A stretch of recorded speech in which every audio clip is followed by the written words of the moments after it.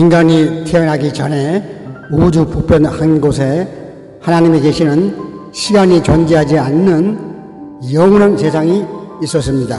이사야 14장 13절 말씀. 우주 속 지구에서는 태초에 첫사람이 만들어졌고, 그리고 그 사람들에 의하여 당신은 시간의 틀 속엔 어머니 뱃속에 있다가 세상에 태어나게 되었습니다. 당신은 당신의 의지와 관계없이 어머니 뱃속에서 태어났을 때 그곳이 영원히 살 곳으로 알고 있었고, 밖에 다른 세상이 있다는 것은 상상도 못하고 9살 동안 평안히 살았습니다. 그러나 지금 당신은 상상도 못했던 세상에서 태어나서 시간이 지나면 또 다른 세상이 있다는 것에 길을 막은 채로 인생의 행복과 성공을 위해 전력을 다해 살아가고 있습니다.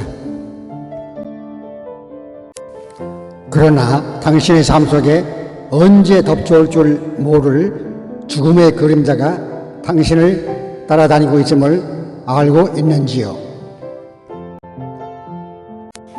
당신이 세상에 태어나면 영원의 삶의 시작이며 그 영원한 삶은 죽음이 시작입니다.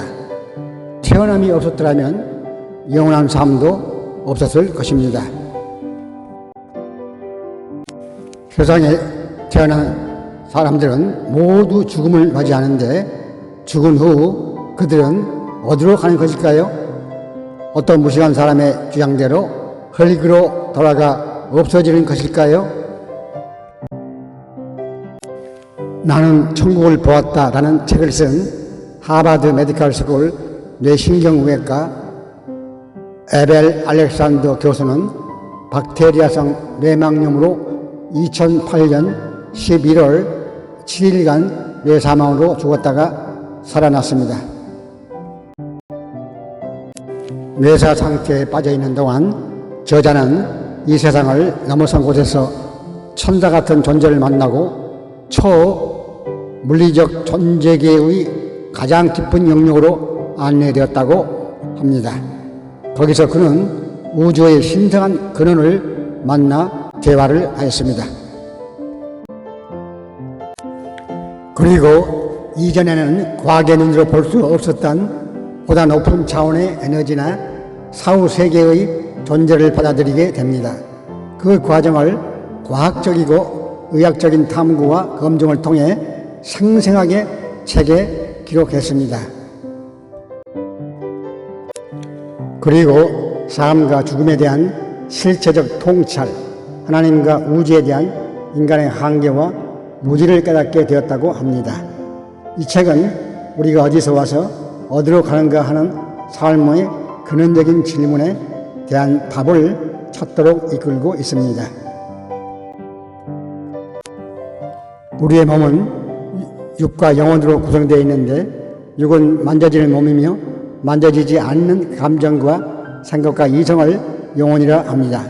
육은 영혼을 담는 그릇이며, 영혼은 육의 눈이 본 것을 분별하고 판단하는 것이 영혼입니다.